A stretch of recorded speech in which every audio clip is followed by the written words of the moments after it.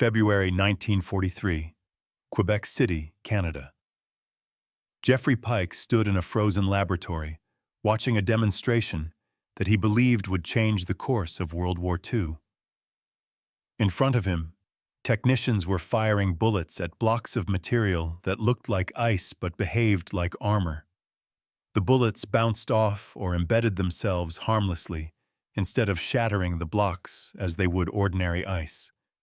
The material was pykrete, a mixture of ice and wood pulp that Pyke had conceived and that engineers had developed.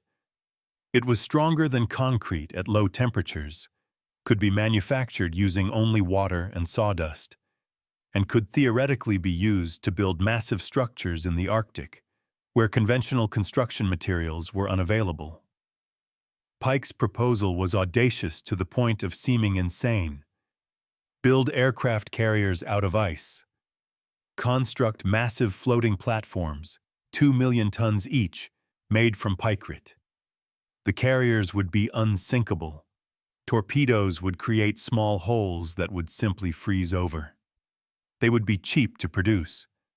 Water and wood pulp were abundant and free, and they would be deployable in the Arctic and Atlantic, where conventional carriers couldn't operate effectively. Lord Louis Mountbatten, who commanded Britain's combined operations and who was Pyke's patron and protector within the military establishment, was convinced. Prime Minister Winston Churchill was intrigued.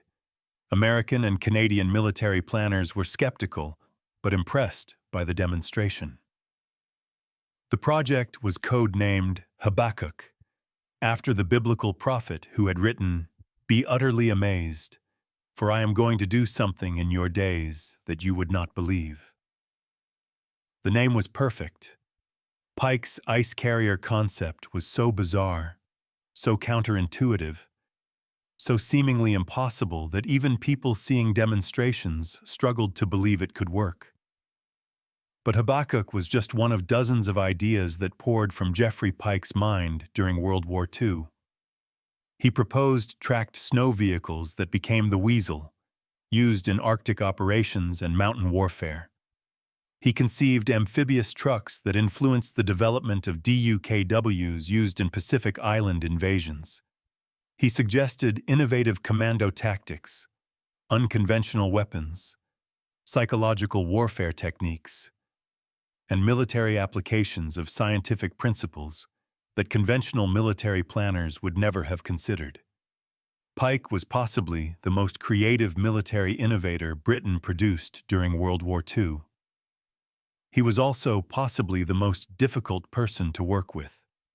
Abrasive, arrogant, contemptuous of authority, incapable of political compromise, and so socially dysfunctional that even people who recognized his genius found him nearly impossible to collaborate with.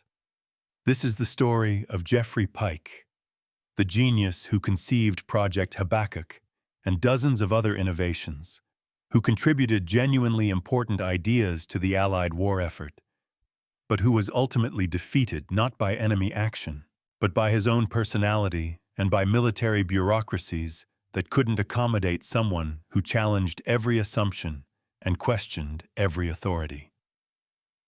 This is the story of how one of World War II's most creative minds was marginalized, ignored, and eventually destroyed by the same establishment he was trying to help. It's a story about the tension between innovation and bureaucracy, between genius and collaboration, between revolutionary ideas and institutional resistance.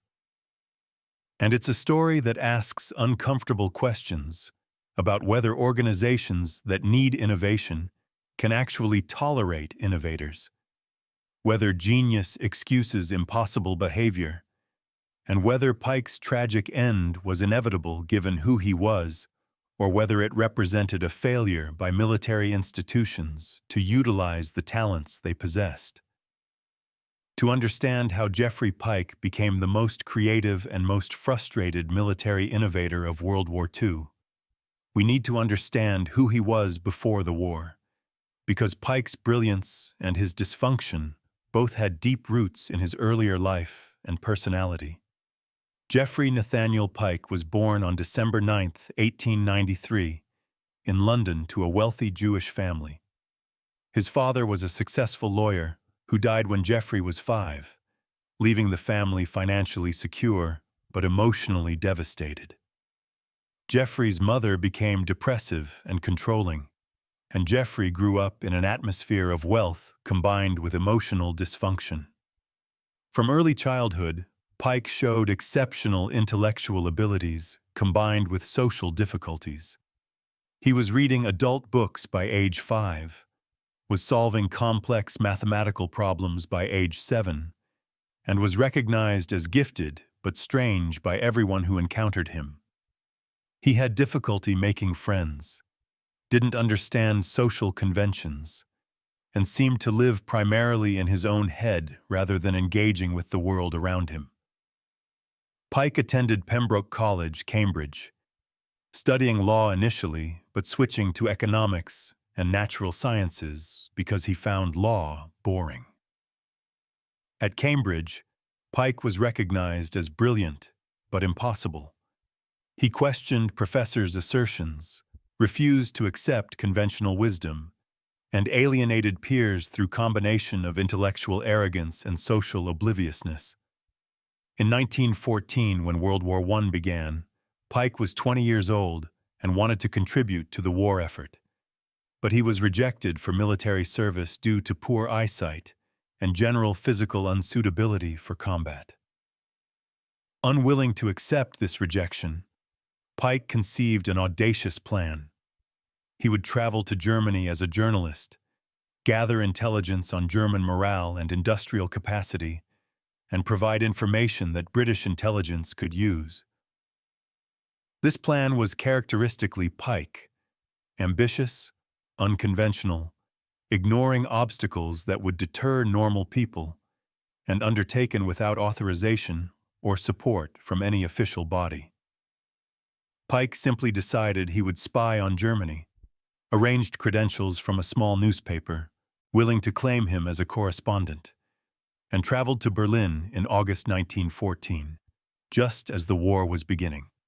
Pyke spent several weeks in Germany, interviewing soldiers, visiting industrial facilities, observing mobilization efforts, and gathering information that he believed would be valuable to British intelligence. He documented German morale, noted industrial capabilities, and recorded details about military preparations. But Pyke's luck ran out in September 1914 when German authorities became suspicious of this young British journalist who asked too many questions and visited too many military-related facilities. He was arrested as a suspected spy, which he actually was, and imprisoned in Ruhleben internment camp near Berlin. Ruhleben was a civilian internment camp where Germany held British nationals caught in Germany when the war began. Conditions were not as brutal as prisoner of war camps, but it was still imprisonment. Inadequate food, primitive sanitation, no freedom of movement, indefinite detention with no clear prospect of release. Pyke spent nearly 2 years in Ruhleben, from September 1914 to July 1915. During this time, he conducted what amounted to anthropological research on camp society, documenting how prisoners organized themselves, how informal economies developed, how social hierarchies emerged in closed communities. He wrote extensive notes on prison psychology and social dynamics, turning his imprisonment into research opportunity. But Pyke also planned escape. He studied camp security, identified weaknesses, recruited a fellow prisoner named Edward Falk, who was willing to attempt escape, and developed a plan that involved forging documents, bribing guards, and walking out of the camp disguised as workmen. The escape attempt in July 1915 was audacious and nearly succeeded. Pyke and Falk obtained workmen's clothes, forged papers identifying them as Dutch nationals working in Germany, walked out of the camp past guards who didn't look too closely at their papers, and made it to the Dutch border before being captured by German border patrol. Pyke and Falk were returned to Ruhleben and placed in solitary confinement as punishment. They spent several weeks in isolation, after which Pyke immediately began planning another escape attempt. His persistence was extraordinary. Most prisoners who failed to escape once would accept imprisonment rather than risk additional punishment. Pyke refused to accept any limitation as permanent. In November 1915, Pyke and Falk attempted escape again, this time successfully. They used similar methods, forged papers, disguised as workmen, walked out during a shift change when guards were inattentive. This time they made it across the Dutch border, reached The Hague, and contacted British authorities who arranged their return to Britain. Pyke's escape from Ruhleben made him briefly famous in Britain. Newspapers celebrated his daring, his resourcefulness, his refusal to accept imprisonment. He was 22 years old, had been imprisoned in Germany for over a year, had attempted escape twice, and had succeeded on the second attempt through audacity and cleverness. Pyke wrote a book about his experiences, To Ruhleben and Back, published in 1916, which became a modest bestseller. The book documented his time in Germany before imprisonment, life in the camp, and his escape. It showed Pyke's abilities as writer and observer, his attention to detail, and his analytical approach to problems like camp security. But the book also revealed Pyke's arrogance and his difficulty with authority. He criticized British officials who hadn't helped him before his capture, criticized German authorities, obviously, and generally presented himself as superior to almost everyone he encountered. The book was brilliant but off-putting, demonstrating the same pattern that would characterize Pyke's entire life: extraordinary capability combined with inability to work effectively with others. After returning to Britain, Pyke tried various endeavors through the late 1910s and 1920s. He attempted to work in journalism but alienated editors with his arrogance. He tried business ventures, including a scheme to speculate on commodity prices using statistical analysis, which worked briefly and then failed catastrophically, leaving Pyke bankrupt. In 1918, Pyke married Margaret Chubb, one of the few people who could tolerate his difficult personality. They had one son, David, born in 1921, but the marriage was strained by Pyke's inability to earn stable income, his obsessive work habits, and his general unsuitability for family life. Margaret loved Geoffrey, but found him exhausting and impossible. Through the 1920s, Pyke struggled financially and professionally. He had ideas constantly, schemes for businesses, inventions, social innovations, but couldn't execute them successfully because he alienated potential partners and investors with his personality. He was brilliant but unemployable, creative but unable to collaborate.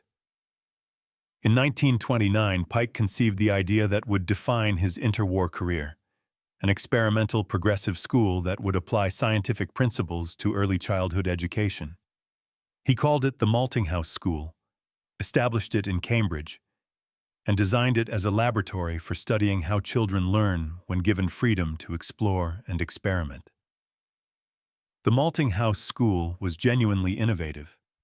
Pyke hired talented educators, created an environment where children could pursue their interests, documented learning outcomes meticulously, and demonstrated that progressive educational methods could produce exceptional results.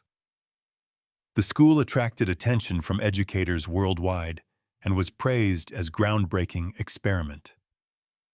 But Pyke's management of the school was chaotic. He interfered constantly with teachers, challenged their methods, demanded changes based on his latest theories, and generally made the school's operation nearly impossible despite its educational success. Teachers resigned in frustration. Parents complained about instability, despite recognizing their children's educational progress. The school failed financially in 1931, a victim of the Depression and of Pyke's inability to manage finances or work collaboratively with the people he employed. The educational concepts were sound. Many were later incorporated into mainstream progressive education, but Pyke's execution was disastrous. The school's failure devastated Pyke financially and emotionally. He had invested everything in the project, had believed it would revolutionize education, and had seen it collapse despite being intellectually validated. The failure reinforced Pyke's pattern: brilliant ideas, disastrous execution, inability to sustain collaborative efforts. Through the 1930s, Pyke struggled with depression and financial difficulty. He lived in poverty, supported by his wife's limited income and by occasional freelance work. He conceived numerous schemes and inventions, but couldn't find financial backing or institutional support because his reputation for being impossible to work with preceded him. When World War II began in September 1939, Pyke was 45 years old, unemployed, depressed, living on the edge of poverty, and seemingly a failure despite extraordinary intellectual capabilities. Most people who knew him believed his best years were behind him, that he would spend the rest of his life in obscurity and frustration. But the war created opportunities for unconventional thinkers. Britain desperately needed innovation, needed people who could conceive new weapons and tactics, needed solutions to problems that conventional military thinking couldn't address. The same qualities that made Pyke unemployable in peacetime, his refusal to accept authority, his questioning of every assumption, his generation of bizarre ideas, might be valuable in wartime. Pyke recognized this and immediately began trying to contribute to the war effort. He wrote to government officials proposing ideas for psychological warfare, for unconventional weapons, for intelligence operations. Most of his letters were ignored. Pyke had no credentials, no position, no reason anyone should take him seriously. But one of Pyke's proposals reached someone who did take him seriously.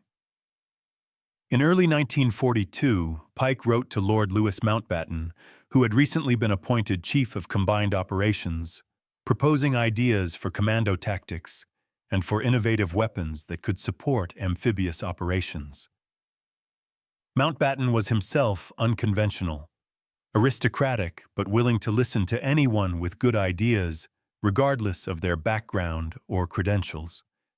He was intrigued by Pyke's proposals, invited him to meeting, and was impressed by Pyke's creativity and analytical ability despite finding his personality difficult. Mountbatten made a decision that would define Pyke's wartime career. He hired Pyke as Director of Programs at Combined Operations Headquarters, giving him position from which he could develop innovative ideas and recommend them for implementation. This appointment was extraordinary. Pyke had no military experience, no engineering credentials, no management ability. But Mountbatten recognized that Pyke's creativity was valuable, that his unconventional thinking might produce solutions that conventional military planners would never conceive. The appointment was also problematic. Pyke immediately began generating ideas at furious pace, dozens of proposals per week for new weapons, new tactics, new organizational approaches. Many ideas were brilliant. Some were impractical. Some were completely insane. And Pyke couldn't distinguish between them, believed all his ideas were equally valuable, and became hostile when others questioned or rejected his proposals.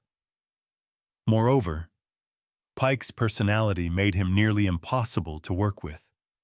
He insulted senior officers, challenged military traditions, questioned basic assumptions in ways that seemed deliberately provocative rather than genuinely analytical. He worked obsessive hours, expected others to match his schedule, and seemed incapable of understanding why people found him difficult. But among the flood of ideas, some were genuinely important, and the most famous, the most audacious, and the most emblematic of both Pyke's genius and his dysfunction was Project Habakkuk, the plan to build aircraft carriers from ice.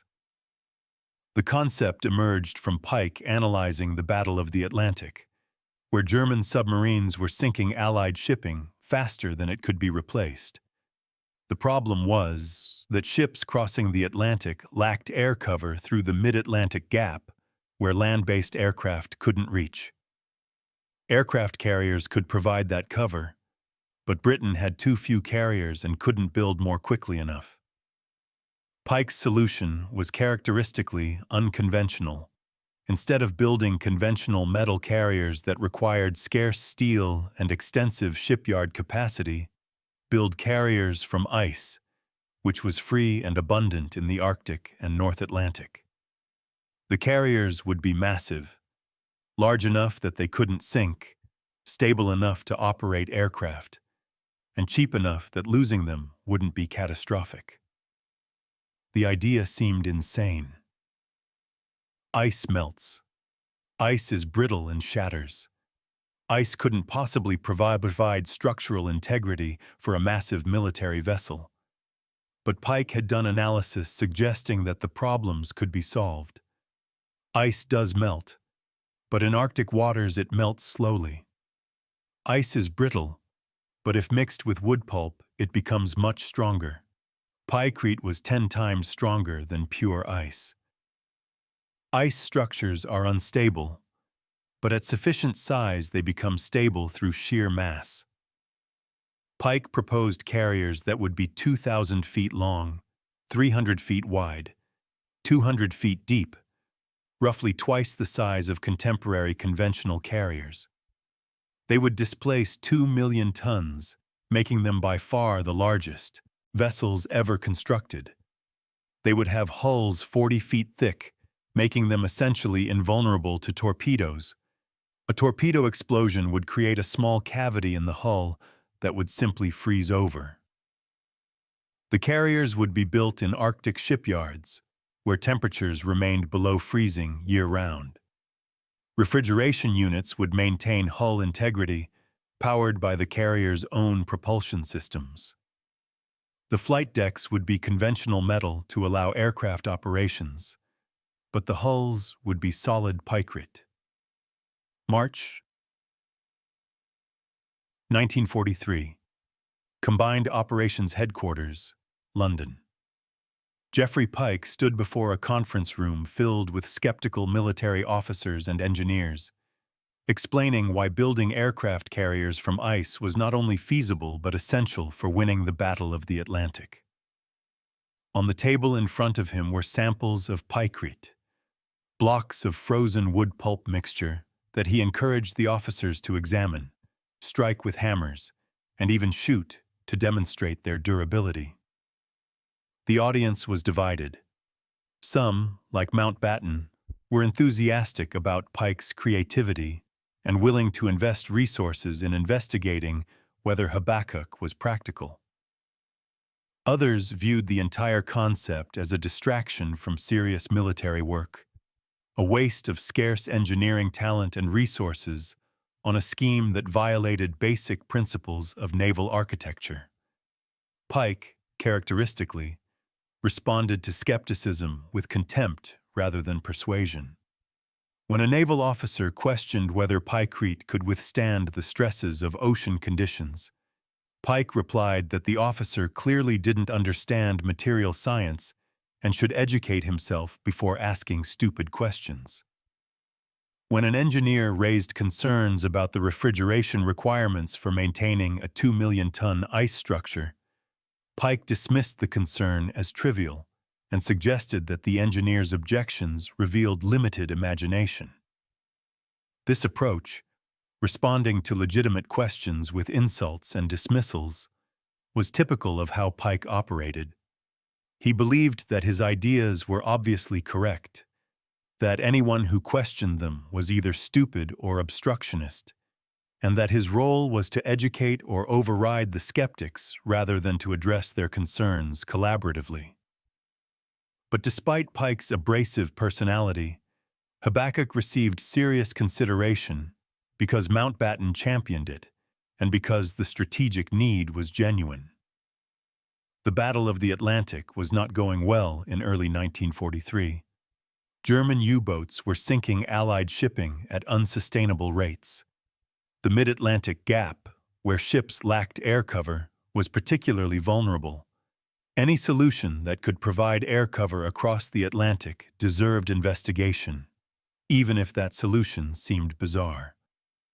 In March 1943, Mountbatten presented Habakkuk to the combined chiefs of staff at the Quebec Conference, where Allied leaders were planning future operations. Mountbatten brought samples of pykrit and demonstrated its properties. Dramatically, he took out a revolver, shot at a block of pykrit and a block of regular ice, showing how the pykrit absorbed the bullet while the ice shattered. Churchill was intrigued. He loved unconventional ideas and had personal history of championing innovations that conventional military thinking rejected. He authorized further development of Habakkuk, directing that a prototype be constructed to test whether the concept was practically feasible. The prototype was built on Patricia Lake in Alberta, Canada, during summer 1943. It was a scale model, not a full-size carrier, approximately 60 feet long, demonstrating the basic principles of pykrit construction and refrigeration. The model successfully demonstrated that pykrit could be manufactured at scale, that structures could be built from it, and that refrigeration could maintain stability even in summer temperatures. But the prototype also revealed problems. Pykrit was extremely heavy. The 2-million-ton displacement Pyke had proposed meant that the carriers would be extraordinarily massive, requiring enormous propulsion systems just to move at minimal speeds. The refrigeration requirements were substantial, requiring significant power generation that would add weight and complexity.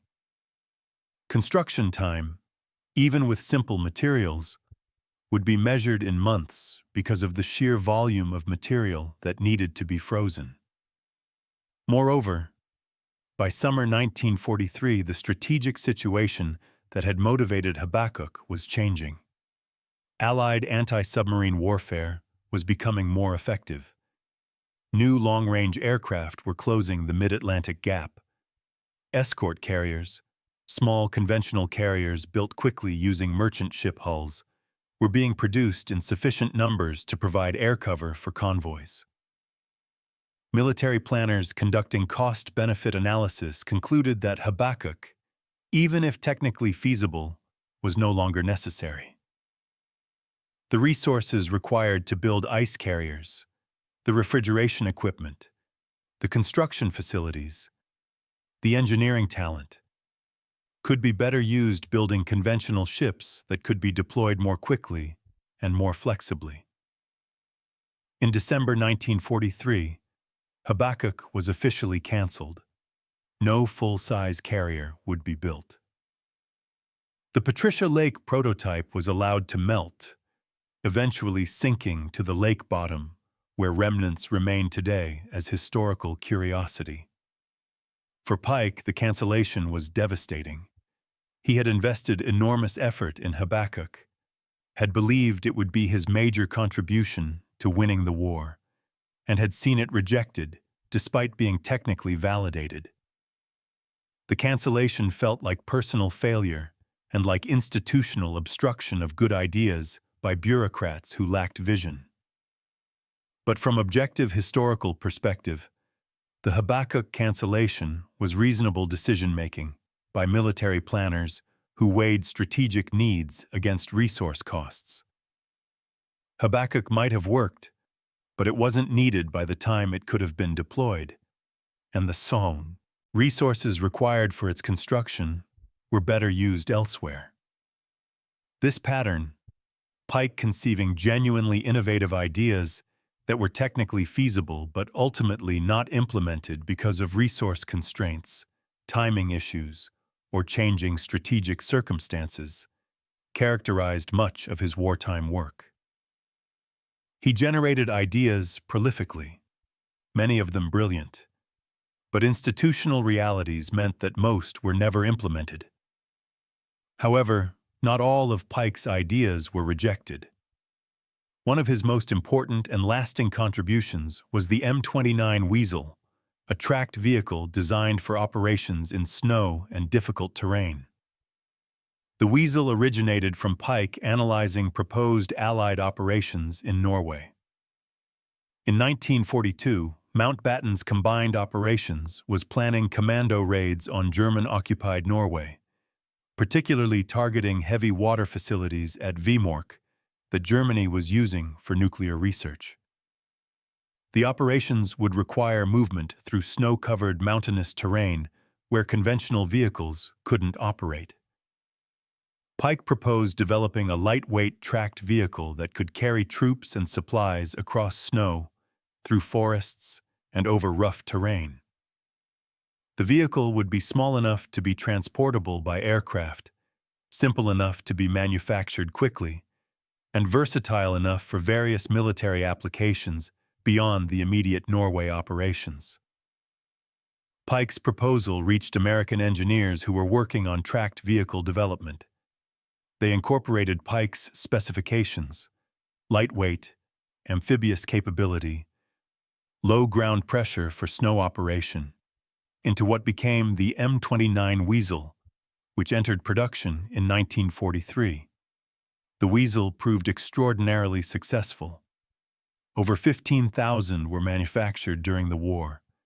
They were used in Italy for mountain operations, in the Pacific for amphibious landings, in Burma for jungle operations, and extensively in the European winter campaign of 1944 to 45. The vehicle remained in military service through the Korean War and influenced post-war tracked vehicle design. Unlike Habakkuk, which was technically interesting but ultimately unnecessary, the Weasel was a practical innovation that met genuine operational needs and was implemented successfully. It represented Pyke at his best, identifying a specific problem, mobility in difficult terrain, proposing a practical solution, lightweight tracked vehicle, and seeing the idea through to implementation. Pyke also contributed to the development of amphibious trucks, though his role was less direct than with the Weasel. He proposed modifications to conventional trucks to make them amphibious, suggesting that waterproofing and propeller systems could allow trucks to drive onto beaches from landing craft, unload supplies, and return to the water without requiring conventional docking facilities. American engineers developed the WW, popularly called the Duck, an amphibious truck that incorporated some of Pyke's concepts. The WW was used extensively in Pacific operations and in the Normandy invasion, where its ability to drive from ships to shore and back was invaluable for logistics. Over 21,000 WWs were produced, and they remained in service for decades after the war. Pyke's contribution to the WW was conceptual rather than technical. He identified the operational need and suggested the general approach, while engineers developed the actual vehicle. But his ability to identify problems and propose unconventional solutions was valuable even when others did the detailed implementation work. Beyond specific inventions, Pyke contributed to commando tactics and operational planning. He analyzed German defenses, proposed innovative approaches for overcoming obstacles, and suggested psychological warfare techniques. Many of his tactical proposals were incorporated into commando training and operations, though without attribution, because Pyke was a civilian consultant rather than a military planner. But Pyke's successes were overshadowed by his failures and by the increasing difficulty of working with him. His personality deteriorated through 1943 and 1944 as the stress of wartime work, the frustration of seeing ideas rejected, and his underlying psychological issues combined to make him even more abrasive and difficult. Pyke worked obsessive hours, often going days without sleep while developing proposals. He would write 100-page memoranda on technical subjects, expecting busy military officers to read them immediately and implement his recommendations without question. When his recommendations were rejected or modified, he would respond with angry letters accusing officers of incompetence, cowardice, or deliberate sabotage. His hygiene deteriorated. He would wear the same clothes for weeks, wouldn't bathe regularly, and generally presented himself in ways that made people uncomfortable. His appearance became increasingly eccentric. Long, unkempt beard, disheveled clothing, wild expression that made him look more like a homeless person than a government consultant. His relationships with colleagues collapsed. He accused people of stealing his ideas when similar proposals came from other sources. He demanded credit for contributions that were tangential or conceptual rather than direct. He alienated potential allies through constant criticism and impossible demands. Even Mountbatten, who had championed Pyke and protected him from bureaucratic opposition, began to find him impossible. In late 1943, after Habakkuk's cancellation, Mountbatten reduced Pyke's responsibilities, essentially marginalizing him within combined operations, while keeping him nominally employed because firing him would create administrative complications. By early 1944, Pyke was isolated within the organization he had joined with such high hopes 2 years earlier. His ideas were still nominally solicited, but they were generally ignored or filed without serious consideration. His memoranda went unread. His presence at meetings was tolerated rather than welcomed. Pyke recognized what was happening and responded with increasing desperation. He wrote longer memoranda, made more extreme proposals, and became more accusatory toward people he believed were obstructing him. This predictably made his situation worse. The more desperately he tried to force people to take him seriously, the more they avoided him. In June 1944, as D-Day was being executed and Allied forces were landing in Normandy using tactics and equipment that incorporated some of Pyke's ideas, though without his knowledge or recognition, Pyke was writing angry memoranda, complaining that his proposals were being ignored and that the military establishment was wasting his talents. The tragedy was that Pyke was partially correct. The military establishment did waste his talents, did fail to utilize his creativity effectively, did allow bureaucratic processes and personal animosity to override the value of his ideas. But Pyke's personality made it nearly impossible for the establishment to work with him, even when they recognized his value. This raises a fundamental question that Pyke's career forces us to confront. Can organizations that need innovation tolerate innovators whose personalities make them nearly impossible to work with? Should they? What responsibility do institutions have to accommodate difficult genius? And what responsibility do geniuses have to moderate their behavior to enable collaboration? Pyke would have argued that genius shouldn't have to accommodate mediocrity, that truly innovative thinkers will inevitably conflict with bureaucratic processes, and that organizations that can't tolerate difficult personalities are doomed to mediocrity. His view was that the problem was entirely with the military establishment's inability to use him effectively, not with his own behavior. Military officers who worked with Pyke would have argued that even genius has to function within organizational realities, that ideas are worthless if they can't be implemented through collaborative processes, and that Pyke's refusal to moderate his behavior was his own responsibility and his own failure. The truth is probably somewhere between these positions. The military establishment could have done more to accommodate Pyke, could have created structures that allowed him to contribute ideas without requiring him to work collaboratively with people he couldn't get along with. But Pyke also could have moderated his behavior, could have learned to present ideas persuasively rather than abrasively, could have accepted that implementation required compromise. But neither side made these accommodations effectively, and by late 1944, Pyke's position at Combined Operations had become untenable. He was nominally still employed, but he had no real responsibilities, no one read his proposals, and he was essentially being paid to stay away from important work. In early 1945, as the war in Europe was entering its final months, Pyke proposed one last major idea. He called it PLOW, a scheme for reorganizing Allied military forces to exploit the industrial collapse of Germany more effectively. The proposal was characteristically grandiose, involved reorganizing entire army groups, and required immediate implementation of ideas that Pyke had developed without consultation with actual military planners. The proposal was ignored.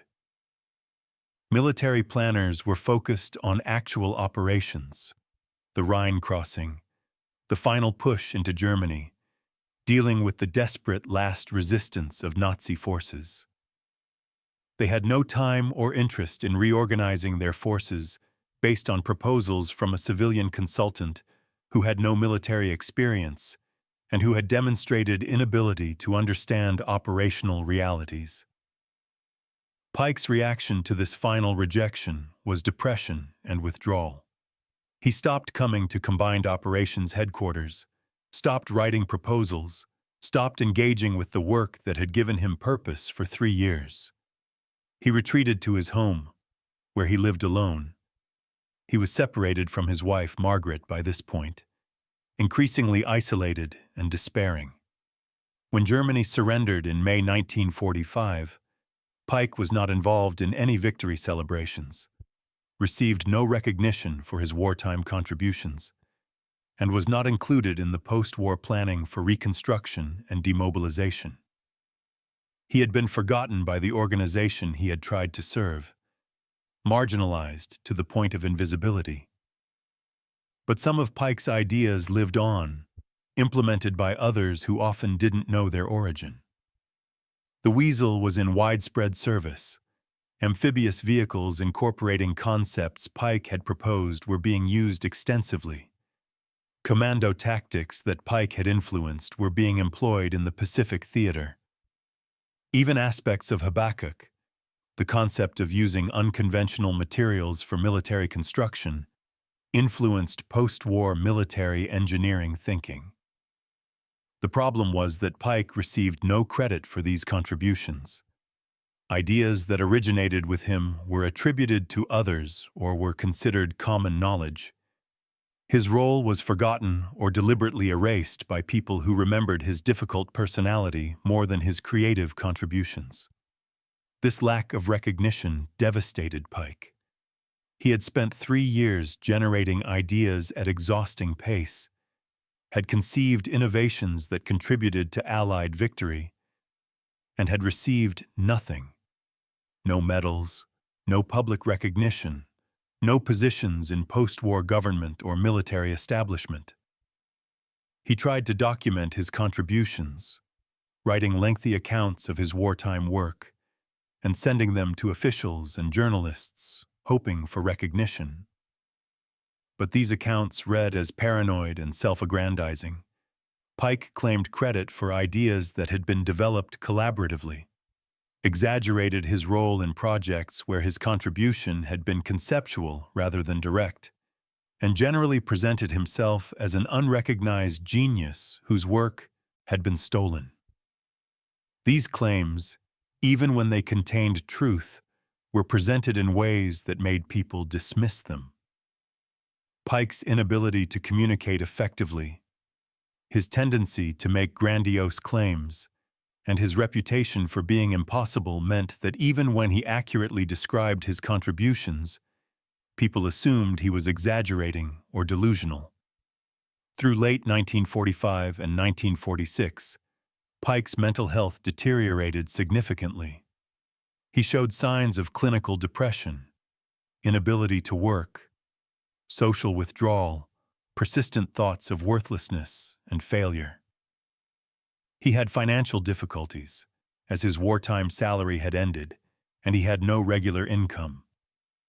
He lived in poverty, supported by occasional loans from friends who pitied him, but found him exhausting. His son David, now in his 20s, tried to maintain relationship with his father, but found it increasingly difficult. Geoffrey was consumed by bitterness about his lack of recognition, would talk obsessively about his wartime work and how it had been stolen or dismissed, and seemed unable to move forward with his life. In early 1948, Pyke was living alone in a small apartment in London, surviving on minimal savings and occasional financial help from remaining friends. He was isolated, depressed, and increasingly convinced that his life had been wasted, that his genius had been squandered by bureaucratic establishments that couldn't or wouldn't use it effectively. The genius they couldn't use. Geoffrey Pyke's Impossible Ideas. Part 3 of 3 February 1948. London. Geoffrey Pyke sat alone in his small, cluttered apartment in Hampstead, surrounded by stacks of papers documenting ideas that had never been implemented, proposals that had been rejected, inventions that had been forgotten or attributed to others.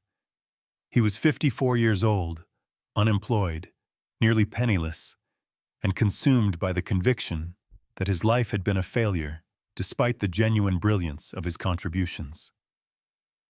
The apartment reflected Pyke's mental state: chaotic, neglected, accumulating disorder that he lacked the energy or motivation to address. Unwashed dishes piled in the sink, clothes lay where they had been dropped, papers covered every surface, creating archaeological layers of rejected proposals and unfinished projects. Pyke's daily routine had contracted to almost nothing. He would wake late, read newspapers obsessively, maintaining his lifelong habit of consuming information from multiple sources, make minimal attempts at eating, and spend hours reviewing his wartime work, trying to document his contributions, writing letters that mostly went unsent to officials who might recognize what he had accomplished. Friends who visited were disturbed by Pyke's deterioration. He had lost significant weight, looked gaunt and unhealthy, and seemed mentally unbalanced, oscillating between grandiose claims about his genius and despairing admissions that nothing he had done mattered. His conversation was repetitive, circular, returning constantly to grievances about lack of recognition and institutional failures to use his ideas. His son David visited regularly, bringing food and money, trying to maintain connection with his father, despite the difficulty of these encounters. David was torn between love for his father, recognition of his genuine brilliance, and frustration with his inability to function or to moderate his behavior in ways that might have made his life easier. David would later recall these visits as heartbreaking, seeing his father, who was genuinely one of the most creative thinkers of his generation, reduced to impoverished isolation, unable to find purpose or meaning in a world that no longer needed his particular combination of genius and dysfunction. Pyke's depression was clinical and worsening. He showed all the signs of major depressive disorder: persistent low mood, loss of interest in activities, inability to experience pleasure, feelings of worthlessness, difficulty concentrating, thoughts of death. In modern terms, he needed psychiatric treatment and medication, but mental health care in 1948 was primitive, and Pyke wouldn't have sought help even if better treatment had been available.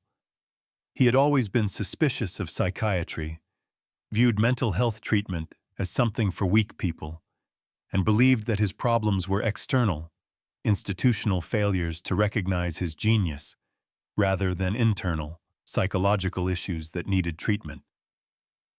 This view was tragically wrong, but consistent with Pyke's lifelong inability to accurately assess his own role in his difficulties. Through early 1948, Pyke continued declining. He stopped responding to letters, stopped paying bills, stopped maintaining even minimal self-care. Friends became increasingly concerned, but didn't know how to help someone who resisted all assistance and who seemed determined to retreat from the world. On February 21, 1948, Pyke's landlady, concerned that she hadn't seen him for several days, entered his apartment and found him dead. He had taken an overdose of sleeping pills, deliberately ending his life. He was 54 years old. Pyke left no suicide note, no final explanation of why he had chosen to end his life. But the reasons were evident to everyone who had known him during his final years: profound depression, sense of failure despite genuine accomplishments, inability to find purpose after the war ended, and isolation from meaningful human connection. His death received minimal attention.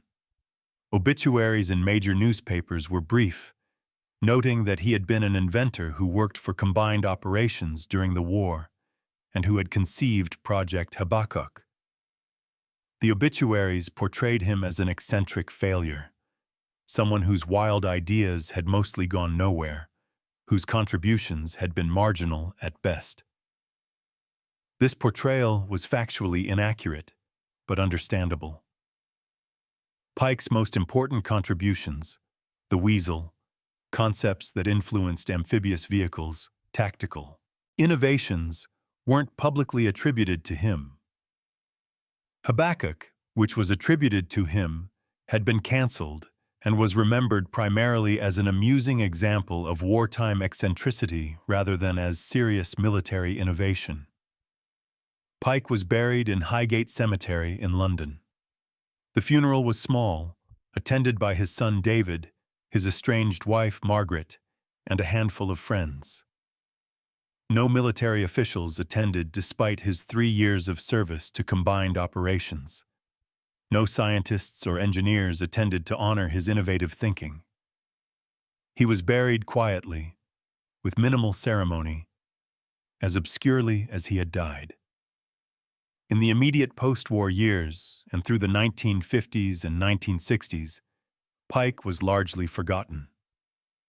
Military historians writing about combined operations mentioned him briefly, if at all, usually in footnotes noting his eccentricity rather than his contributions. The Weasel and other innovations he had influenced were documented without attribution to their conceptual originator. Habakkuk became a historical curiosity, mentioned in popular histories of World War II as an example of bizarre wartime projects, usually presented as amusing evidence of how desperate the Allies had been that they considered building carriers from ice. The fact that the concept had been technically validated, that the prototype had worked, that serious engineers had considered it feasible, these details were lost in popular retellings that emphasized only the seemingly absurd nature of the basic idea. But in the 1970s and 1980s, historians conducting more detailed research on wartime innovation began to reassess Pyke's contributions. Access to declassified documents revealed the extent of his work, the range of his proposals, and the influence his ideas had on actual operations and equipment development. David Lamp's 1959 book, Pyke, The Unknown Genius, was the first serious attempt to document Pyke's life and contributions. Lampe, who had known Pyke slightly during the war, researched his wartime work, interviewed people who had worked with him, and argued that Pyke had been a genuinely important innovator whose contributions had been forgotten because of his difficult personality. Lampa's biography revealed the full scope of Pyke's wartime work. Beyond Habakkuk and the Weasel, Pyke had proposed innovative commando tactics that were incorporated into combined operations training, suggested psychological warfare techniques that influenced Allied propaganda efforts, conceived approaches to deception and misdirection that contributed to Operation Fortitude, the D-Day deception campaign, analyzed German defenses and proposed methods for overcoming them that were used in planning amphibious operations, contributed to the development of specialized equipment for mountain warfare, Arctic operations, and amphibious assaults. Many of these contributions were difficult to document, precisely because Pyke's role had been conceptual rather than direct implementation, and because military organizations had absorbed his ideas without maintaining records of their origin. But Lampa's research established that Pyke had been far more important than post-war accounts had recognized. Subsequent historians, particularly those studying military innovation and the relationship between genius and institutions, found Pyke's story compelling. He became a case study in how organizations handle innovative thinkers, how personality affects the reception of ideas, and how recognition gets distributed among contributors to collaborative efforts. Project Habakkuk, in particular, attracted renewed attention. Engineers analyzing the concept concluded that it probably would have worked. The technical challenges could have been overcome with sufficient resources, and Pykrete was indeed a viable construction material for specific applications. The cancellation had been justified by changing strategic circumstances rather than by technical impossibility. The Patricia Lake prototype, which had been allowed to sink when Habakkuk was cancelled, became a historical site. Parts of the structure were still visible on the lake bottom, and the site attracted visitors interested in unusual military history. In 2005, a documentary about Habakkuk was produced, bringing Pyke's story to wider audiences. The M29 Weasel, which had been forgotten by mainstream military history, was reassessed by historians of military technology. The vehicle's importance in World War II operations and its influence on post-war tracked vehicle development were documented, and Pyke's role in conceiving the basic concept was finally recognized. But historical reassessment, while validating Pyke's contributions, also confronted uncomfortable questions about whether he could have been used more effectively and who was responsible for the failure to do so. Some historians argue that the military establishment failed Pyke, that bureaucratic processes and personal animosity prevented effective utilization of a genuinely creative mind, that better management could have channeled his genius while containing his dysfunction. This view holds institutions responsible for creating environments where innovation can flourish despite personality difficulties. Other historians argue that Pyke was primarily responsible for his own failure, that even genius has responsibility to function within social and institutional constraints, that his refusal to moderate his behavior made collaboration impossible regardless of how accommodating institutions tried to be. This view holds individuals responsible for enabling their own success through appropriate behavior. A third view, perhaps most accurate, is that both Pyke and the institutions he worked with failed, that neither side made sufficient effort to accommodate the other, and that the result was tragic waste of talent that could have been avoided if either side had been more flexible. The question of what the military establishment could have done differently is worth examining. Some possibilities. Structural isolation. Pyke could have been given position where he generated ideas without requiring him to work directly with people he alienated. A small team of liaisons could have translated his concepts into practical proposals that military planners could evaluate without direct contact with Pyke. Clear boundaries. Pyke could have been given specific areas where his input was wanted, and clear boundaries beyond which he shouldn't operate. He generated proposals on everything indiscriminately. Limiting his scope might have focused his creativity more productively. Recognition systems. Pyke's desperation for recognition was obvious. Creating systems that acknowledged his contributions, even when they were conceptual rather than direct, might have satisfied his psychological needs and reduced his combative behavior. Mental health support. Pyke showed clear signs of mental health issues that worsened over time.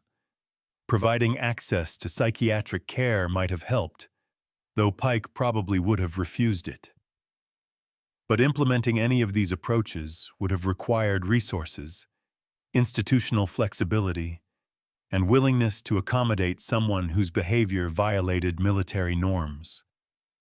In wartime, when resources were scarce and focus was on immediate operational needs, creating special structures for one difficult civilian consultant was not a priority. The question of what Pyke could have done differently is also worth examining. Moderate behavior. If Pyke had learned to present ideas persuasively rather than abrasively, to accept rejection gracefully, to work collaboratively, his career would likely have been more successful. But this probably wasn't within his capability. His personality issues were deep-rooted and likely reflected underlying psychological conditions. Focus efforts. Pyke generated ideas indiscriminately, making it difficult for others to identify which were most important. If he had focused on fewer, more developed proposals, he might have been more effective. But Pyke seemed incapable of prioritization. Accept credit sharing. Pyke's demands for exclusive credit for ideas that were developed collaboratively alienated potential allies. If he had accepted that implementation required multiple contributors and that credit would be shared, he might have built more productive relationships. Seek help. Pyke's mental health issues were evident to those around him. If he had sought psychiatric treatment, his depression might have been manageable. But Pyke viewed this as weakness and refused to acknowledge that his problems might be internal rather than external. The tragedy is that both sides, Pyke and the institutions, could see what needed to happen, but couldn't make it happen. Military officials recognized Pyke's genius but couldn't work with his behavior. Pyke recognized that his behavior created problems but couldn't change it. The result was mutual frustration, culminating in Pyke's marginalization, depression, and eventual suicide. Modern understanding of neurodiversity and mental health provides useful perspective on Pyke's difficulties. His patterns, brilliant but socially dysfunctional, obsessive focus on interests, inability to understand social conventions, extreme reactions to perceived injustice, suggest possible autism spectrum disorder. His deterioration into depression and suicide indicates major depressive disorder. These conditions, undiagnosed and untreated in the 1940s, made it nearly impossible for Pyke to function in conventional organizational environments. With modern understanding and treatment, Pyke might have been more successful. Autism spectrum support could have helped him develop social skills and coping mechanisms. Treatment for depression could have prevented his final decline. Institutional accommodations for neurodiversity could have created environments where he could contribute without requiring social skills he didn't possess. But none of this was available in the 1940s. Pyke was simply seen as brilliant but impossible, genius who couldn't function, creative mind trapped in dysfunctional personality. The concept that his difficulties might reflect conditions that could be treated rather than character flaws that should be overcome didn't exist. The legacy of Geoffrey Pyke is complex and contested. To some historians, he represents tragic waste, genius destroyed by institutional failure to accommodate innovation, and by personal inability to function within necessary constraints. To others, he represents cautionary tale about genius untempered by discipline, creativity without implementation capability, ideas without practical execution.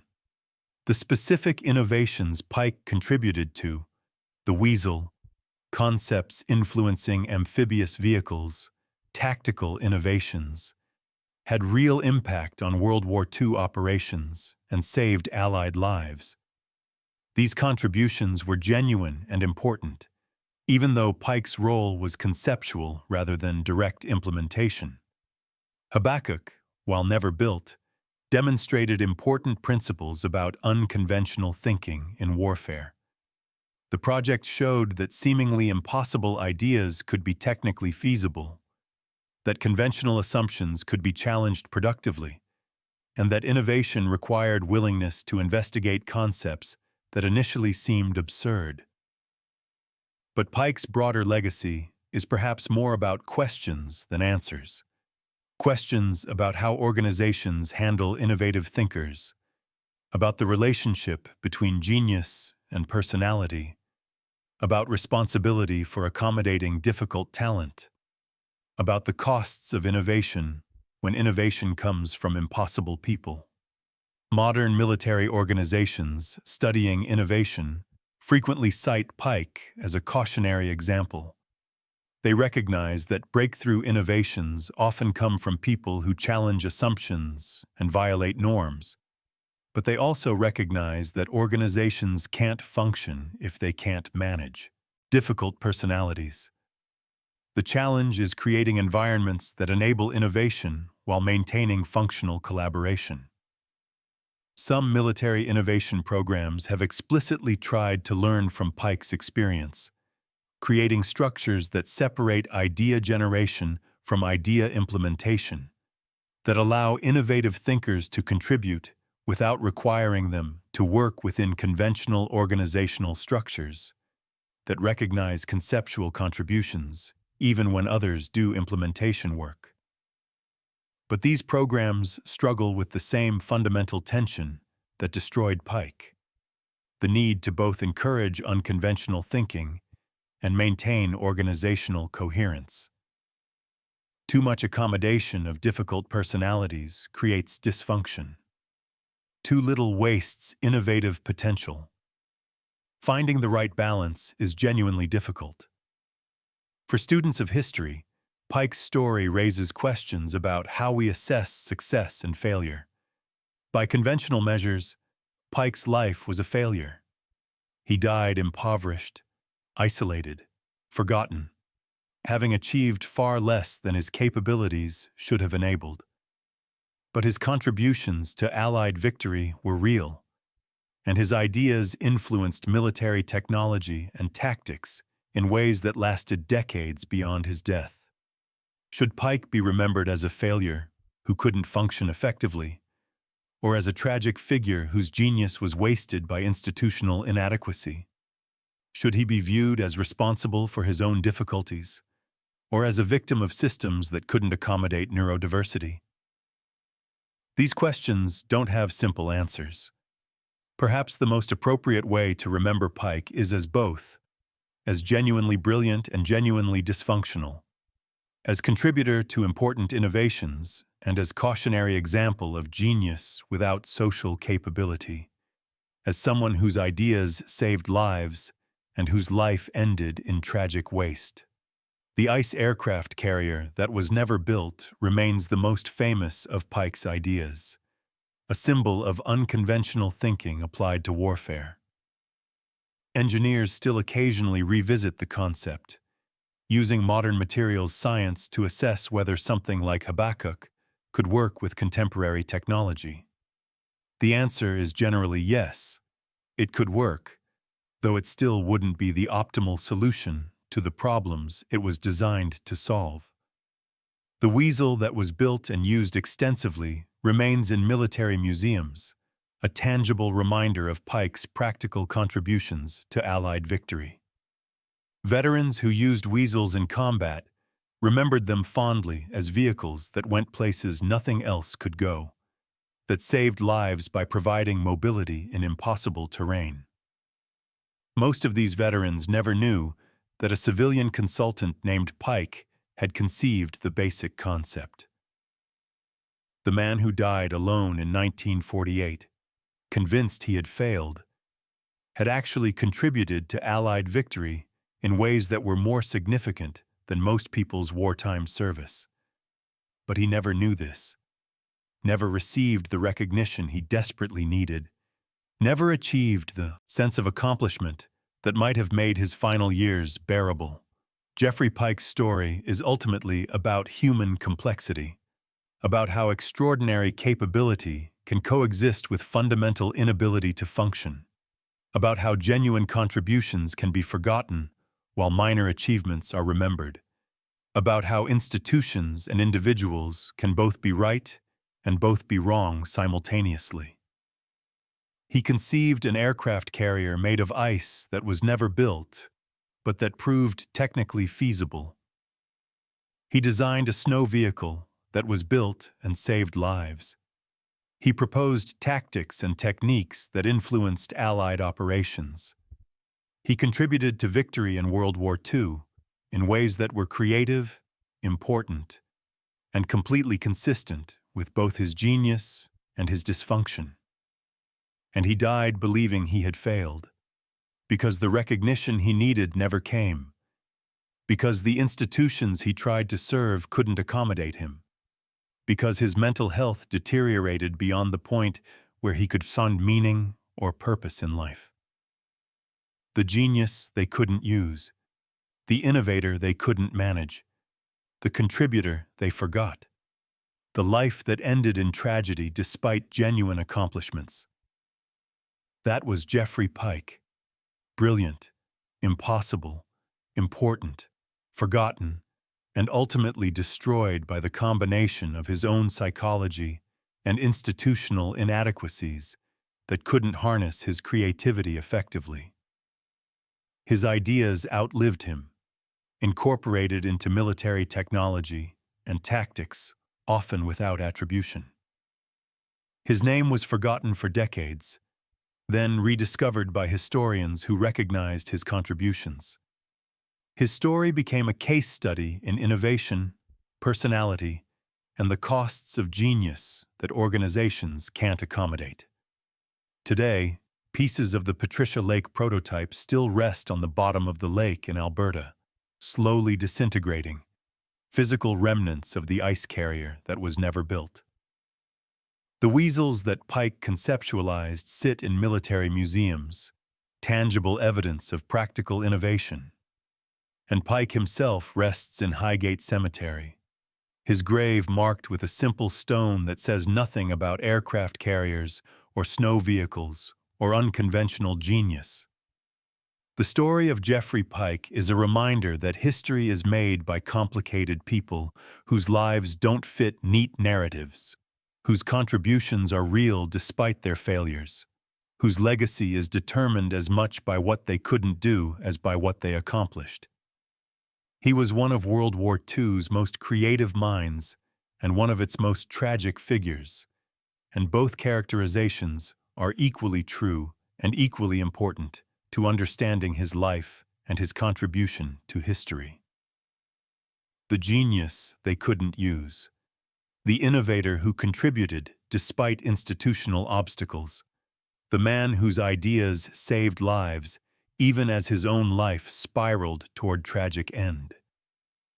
That was Geoffrey Pyke, remembered imperfectly, recognized belatedly, important historically despite being forgotten personally, a symbol of the costs and benefits of genius that can't conform, innovation that can't compromise, creativity that ultimately destroys its creator while leaving lasting contributions to the world.